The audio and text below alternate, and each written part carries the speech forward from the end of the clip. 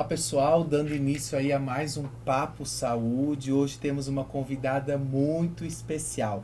Lembrar você que está aí nos acompanhando a curtir nossas redes sociais, nosso Instagram. Agora a gente tem TikTok, então segue lá o nosso TikTok também para que você possa ficar por dentro aí dos nossos episódios. E hoje nós temos uma convidada muito especial, não é, Marcos? Com certeza. A queridíssima professora de nutrição, Heloísa Somacala. Aí, Elo, parabéns! Seja muito bem-vindo, Elo, ao nosso episódio aí, Papo Saúde. Uma satisfação enorme receber você aqui, falar um pouquinho de nutrição, de tendência, de mercado. A gente sabe que a população, né, as pessoas são sedentas, ainda mais chegando agora o verão, né, por uma dieta, por uma informação de nutrição, né, de uma nutricionista. Então, seja muito bem-vindo ao Papo Saúde. Muito obrigada, eu que agradeço o convite, é muito legal falar sobre nutrição, é um assunto que eu gosto, estudo e me aprofundo há mais de 20 anos e é uma coisa que todo mundo faz, todo mundo come e ele é tão fácil de ser falado quanto tão difícil pelo mesmo motivo, porque todo mundo come e aí a gente acha que não vai ter grandes dificuldades ou vai encontrar muitas delas. Então, muitíssimo obrigado pelo convite, é uma satisfação estar aqui. Maravilha, Elo. Para dar início a esse nosso papo, quando a gente pensa em dieta, Elo, né? Chegando agora, como eu falei, perto do verão, né? Todo mundo querendo ir para a praia, né? Fazer uma dieta, correndo para as academias aí, né? Buscando alguma orientação. O que a gente pensa hoje em dia sobre dieta, o Elo? O que tem aí de novidade, de tendência, para que a gente possa dizer para quem está aí nos ouvindo? Bom, dieta, na verdade, é uma definição que a gente dá sobre qualquer alimentação que a gente faz. A dieta ela pode ter uma conotação positiva ou uma conotação negativa. Quando a gente estuda sobre alimentação, a gente entende que é muito mais complexo do que definir o que eu como arroz, quanto de feijão, se eu faço, se eu não faço. A alimentação ela faz parte da nossa vida e é um dos maiores prazeres que a gente tem, a gente não pode esquecer disso. Então, a dieta está muito restrita a momentos de modificação. Então, eu vou fazer dieta para o verão, vou fazer dieta para entrar num vestido, vou fazer uma dieta pontual. Isso é uma coisa que a gente já entende que não funciona. Isso é momentâneo, isso vai passar. O que a gente tem que fazer é melhorar a nossa relação com a alimentação, é entender o porquê que eu como, o que a alimentação representa para mim. Eu tô com fome, eu como, eu tô triste, eu como, eu tô feliz, eu como. Qual é essa relação que eu tenho com a comida? Essa que vai fazer diferença. Então não tem problema nenhum eu querer estar melhor pro verão e diminuir um pouquinho o carboidrato, ou fazer mais atividade física, não é esse o problema. A gente tem que entender melhor o que a alimentação ela tem de importante na nossa vida e como eu introduzi, todo mundo come e a gente come todos os dias e mais de uma vez. Então, melhorar essa relação com a alimentação é o que dá sucesso. Não, e essa questão do, às vezes, ódio ao alimento, essa tendência que vem crescendo, entre muitas aspas, de realmente você fazer a dieta sofrer. É quase assim, uma vai do lado da outra, é sofrimento. O que a gente sabe, estudando até nutrição, sendo estudante, que a adesão a uma dieta assim é algo que não dura, não tem. O que você pode falar mais um pouco sobre isso? E o ser humano, ele é triste, ele gosta de Gosta sofrer. de sofrer. Se eu não fizer uma modificação muito grande na minha alimentação, não vai dar certo. Do dia para a noite. E isso é uma das maiores dificuldades que o nutricionista tem, né? Como é que eu vou falar para a pessoa que ela pode continuar comendo arroz, feijão, o croquete dela, ela pode continuar comendo, né? Só que ela não pode comer isso em quantidades que sejam prejudiciais ou ela não pode fazer isso o tempo inteiro. Então, a gente tem que melhorar essa relação e tem que entender que não existe um alimento bom, um alimento ruim. A gente come todos os dias, a gente precisa comer, existem nutrientes que a gente precisa tirar desses alimentos e que dentro de um equilíbrio eu posso comer tanto aqueles que teoricamente são considerados não saudáveis, quanto aqueles que a gente tem essa definição de saudável. Entra muito no quesito da desinformação alimentar, que eu acredito que é um dos papéis principais do nutricionista, né? Muito, né? Hoje em dia a gente tem uma tarefa bem grande como nutricionista, que é tentar mostrar para as pessoas que a gente não precisa modificar absolutamente tudo. Hoje em dia a gente tem na internet, a gente tem nas redes sociais uma quantidade de informação muito grande. Hoje, em 6 meses, a gente tem o que uma pessoa na década de 80 levava 10 anos para ter conhecimento. É muita coisa. O nosso diferencial como nutricionista agora é a gente mostrar onde eu procuro essas informações que são relevantes. Se eu for procurar lá no Google, arroz faz bem, eu vou encontrar a resposta. Se eu for lá, arroz faz mal, eu vou encontrar resposta.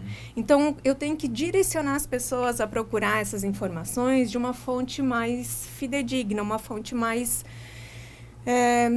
dentro do meio acadêmico, a gente fala que com embasamento científico, né? Que tenha um embasamento, que tenha uma ciência por trás e que eu consiga, de fato, ter o resultado com aquilo.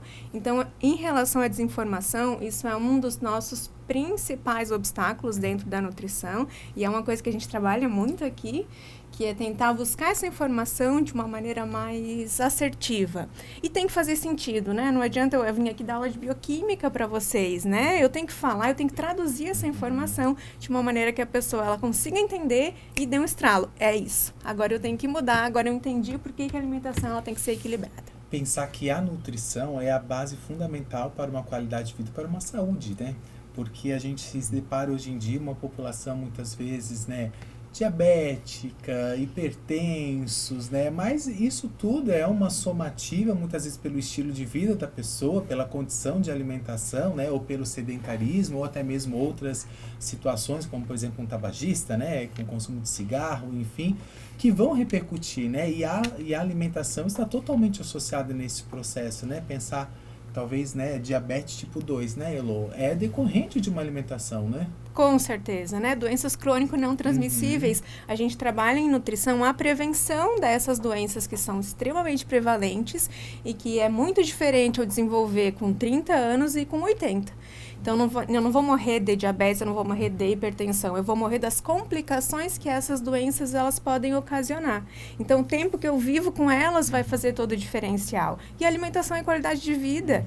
Para eu viver bem, para eu viver bastante, com uma qualidade de vida, eu preciso, sim, tomar alguns pequenos cuidados, mas não é nada restrito, não é nada impossível. E não ficar só naquele, né? Segunda-feira eu começo, né? Exatamente. Porque a segunda é famosa, né, para todos nós. Não, esse final de semana pode, segunda-feira eu começo a dieta. E a segunda sempre vai se prolongando muitas vezes, né? Sempre. Esse cuidado, né? E aí a gente entra em dois assuntos, né? A segunda que nunca chega, e daí eu fiz tudo errado na segunda. Aí eu tenho a semana inteira para fazer o que eu quiser. Eu vou comer tudo que eu já fiz errado segunda mesmo, né? Então já começa na outra semana, na outra segunda. Exatamente. Né? E o fato de ser dieta. Por que dieta? Eu tenho que modificar pequenos hábitos para o resto da vida. Eu fazer uma dieta super restritiva por um mês, ela não vai ter impacto na minha vida nenhum.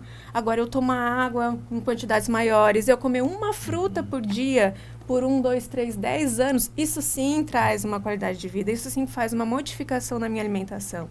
E não essas pequenas modificações. Eu acho que as pessoas, elas subestimam os pequenos hábitos. Foi exatamente entra no quesito de sofrer, assim, não é possível que comer uma fruta vai me ajudar. Não, eu preciso tirar tudo, entendeu? Preciso comer 5 frutas, tem que ser uma coisa muito radical, que as pessoas elas ainda não conseguiram entender muito, até por causa de uma difamação dentro da área da nutrição, assim, de um radicalismo que a gente sabe que existe. Essa difamação a gente sabe que atrapalha bastante na nossa própria profissão. Com certeza. E é um papel nosso, né? Sim. Tentar modificar isso. Eu não preciso sofrer, eu não preciso mudar tudo que eu faço. Então, ao mesmo tempo que é fácil, meu Deus, todo mundo come. Eu não preciso ir numa nutricionista me ensinar a comer. O meu avô comeu isso a vida inteira, morreu com 300 anos. É muito comum a gente ouvir esse tipo de comentário. Mas as coisas mudam, né? A gente precisa melhorar essa alimentação agora para ela não ser um problema no futuro. Elo, eu vou agora para um outro ponto pensando. A alimentação, hoje em dia se fala muito, aqueles que são alérgicos à lactose, né, a glúten, né, enfim, essa alimentação hoje em dia que está aí. Mas você chega no mercado, muitas vezes você se depara com, às vezes, o preço quase que o dobro, né, de um alimento que é considerado mais saudável, enfim, né. O que a nutrição hoje em dia pensa, trabalha sobre isso? Isso é muito difícil, é um marketing, né? A gente acaba agregando um valor a um produto que não teria toda aquela responsabilidade porque vende, porque é atrativo. Hoje em dia a gente tem a famosa dieta para desinflamar, porque tudo inflama, e tá certo, tudo inflama, né? O nosso organismo, ele responde a tudo que acontece, respirar inflama, tudo inflama. O que não pode é uma exacerbação daquela função natural, fisiológica que a gente tem. Então, eles acabam utilizando isso como um marketing. Eu quero vender mais, então eu vou lá vender a dieta sem glúten que resolve tudo. A gente sabe estatisticamente que só 1% da população mundial tem doença celíaca. Só que a gente entende e vê isso no consultório, na vida, que muito mais do que 1% da população tira o glúten da dieta. E é desnecessário. Isso é mais um marketing, é uma maneira de vender alguma coisa diferente. A gente acabou de falar do sofrimento. Não pode ser tão simples assim. Eu não posso continuar comendo meu pãozinho de trigo e vai dar certo. Não vai. E aí eu tento fazer essas modificações que não tem embasamento científico para quem não tem indicação, mas é uma maneira muito mercadológica de vender alguma coisa. Tem que modificar. Eu gosto muito da alimentação minimalista. Né? A alimentação é aquela que eu faço sempre, que eu como arroz, feijão, carnes, o tipo de carne que eu vou comer, a frequência que eu vou comer. Isso faz muito mais diferença na nossa vida do que estar retirando algum nutriente que faz parte desde sempre, né? Quem aqui não come trigo? A gente cresceu culturalmente, a nossa sociedade cresceu com alimentos à base de trigo. Então vai ser bem difícil a gente fazer essas substituições e não pensar nas consequências que ela vai ter para a nossa saúde. Maravilha. E pensar um pouquinho, Elo, sobre aqueles que estão ainda na formação de nutrição, né? Que estão aí nessa trajetória, aí são colegas do Marcos também. Qual a tendência da profissão hoje em dia, né? A gente sabe que tem várias áreas aí de atuação, né? Então, o que o estudante que está aí nos acompanhando pode entender um pouquinho mais sobre a nutrição nesse sentido? Tem duas coisas muito importantes que o estudante de nutrição não pode sair da graduação sem saber. Uma, é claro, que é o conhecimento técnico sobre aquilo e conseguir traduzir isso para as outras pessoas que não têm o mesmo entendimento dele, da alimentação. E a outra é a empatia. A gente tem que trabalhar a nutrição comportamental. Ela não é uma área da nutrição, ela é uma técnica que eu uso para falar de alimentos. Então, eu não posso esquecer que ali tem uma pessoa, um ser humano, que ele sente coisas diferentes em relação ao alimento do que eu sinto. Então, eu não posso falar para as pessoas assim, bem, pare de comer isso. Para mim é fácil, talvez, mas para outra pessoa não. Então, eu preciso ter muita empatia com ela. Eu preciso entender por que ela está comendo tanto assim. A gente já explicou, ela conseguiu entender que ela não pode comer tanto carboidrato, mas ela continua comendo. Eu tenho que entender. Então, um diferencial do futuro nutricionista, do estudante de nutrição, é entender a parte comportamental. É entender por que a pessoa faz aquilo, o que motiva ela a comer um alimento em detrimento do outro, ou por que ela precisa comer aquilo sempre. Eu acabei de almoçar, preciso de um docinho. Será que eu preciso de um docinho? Sim. Eu acabei de almoçar. Então, isso tudo a gente precisa trabalhar aqui dentro da graduação, a gente já faz isso, e o profissional nutricionista que consegue desenvolver isso no seu consultório, ele com certeza já está um passo à frente. É um diferencial muito grande que a gente vê, né? Maravilha, Elô. Dentro do nosso Papo Saúde, a gente tem um quadro, né, que a nossa produção aí criou, que é o Mitos e Verdades. Então, eu e o Marcos vamos aqui trazer alguns pontos para você e você vai nos sinalizando, Elô, se é mito, se é verdade, o que a nutrição atua dentro disso, tá? Combinado. Então, aqui pensando, comer carboidratos à noite engorda? Depende da quantidade do carboidrato. Depende, tudo é a quantidade, né? Se eu comer demais, até o alface engorda. Então, se eu for comer muito carboidrato, sim, vai engordar. Maravilha. Vai lá, Marcos. Deixa eu ver. Dietas detox... eu amo essa pergunta. Dietas detox limpam o organismo? Não, o que limpa o organismo é a gente ter uma alimentação saudável, a gente tomar água, a gente fazer atividade física, né? Isso que limpa o organismo. Então, não, essas dietas, na verdade, elas são mais mercadológicas do que com embasamento científico. Maravilha. Aquilo. Suplementos vitamínicos são essenciais para todos? Não, definitivamente não. A gente só vai fazer uso de suplementação quando for necessário, quando tiver um sinal, sintoma, uma indicação específica. Se eu tenho uma alimentação equilibrada, eu não preciso de nenhum tipo de suplementação. Deixa eu ver... essa é interessante. Os ovos aumentam o colesterol? Bom, o ovo tem bastante colesterol, isso é verdade, né? Mas ele já não tem mais aquele papel de vilão que ele tinha no passado. Desde que eu coma dentro da minha dieta uma quantidade de gordura saturada mínima, pode ser só de ovo, pode ser só de carne. Então, eu não tenho mais uma restrição de quantidade de ovos. Eu posso, sim, o ovo é um alimento com bastante nutriente, ele pode fazer parte da nossa dieta, mas comer 30 ovos por dia talvez não seja o mais indicado.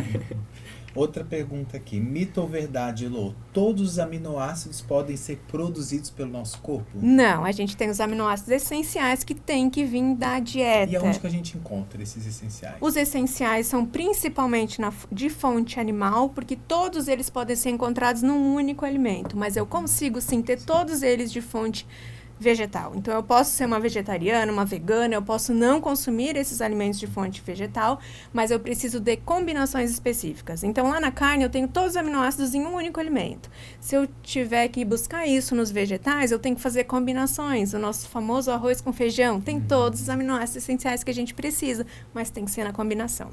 Então, Elo, outra pergunta que a gente separou aqui é se suplementos substituem uma alimentação saudável. Não substitui uma alimentação saudável. A gente tem que tirar todos os nutrientes que a gente precisa da alimentação, da comida, do alimento de verdade. Elo, uma questão aí que está em pauta, que todo mundo comenta, é sobre a medicação Ozempic. Ela ajuda na alimentação? Ela é importante na alimentação? Como que é? É uma medicação, né? Na verdade, ela é um auxiliar para redução de peso, para controle da glicemia. Ela tem sim uma indicação para quem está lá fechando critérios para utilizar. O que acontece com a maioria dos remédios que a gente utiliza para perda de peso, ele é usado indiscriminadamente por qualquer um e ele acaba sendo uma muleta. A pessoa, ela usa remédio, ela acha que ela não precisa cuidar da dieta, ela não precisa fazer atividade física, ela não precisa fazer mais nada, o remédio faz tudo para mim. Então, a gente acaba tendo um reganho de peso, a gente acaba tendo resultados não satisfatórios, porque a pessoa ela não entende qual é o papel do medicamento na vida dela. Então, não dá só para usar o medicamento e é mágica, agora eu não preciso fazer mais nada. Isso não vai dar certo.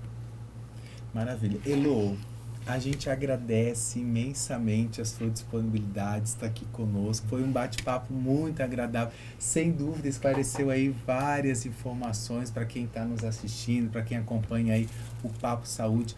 Muito obrigado. Vou pedir aí que você deixe uma mensagem especial a quem nos acompanha aí sobre a nutrição. Enfim, fique à vontade para fazer seus agradecimentos também. Ótimo. Eu que agradeço, tá? Adorei participar aqui, como eu falei, né? Eu falo de nutrição há 20 anos, eu gosto muito de falar disso. Podia ficar aqui há 10 horas falando sobre esse assunto. A gente come todos os dias e a alimentação ela é fundamental na nossa vida, mas ela não pode ser um problema. A gente tem que buscar ajuda, a gente tem que entender o que ela faz, qual é o papel da alimentação na nossa vida, para a gente conseguir aí fazer dela um aliado e não uma coisa que prejudique a gente lá no futuro. Então, muitíssimo obrigada.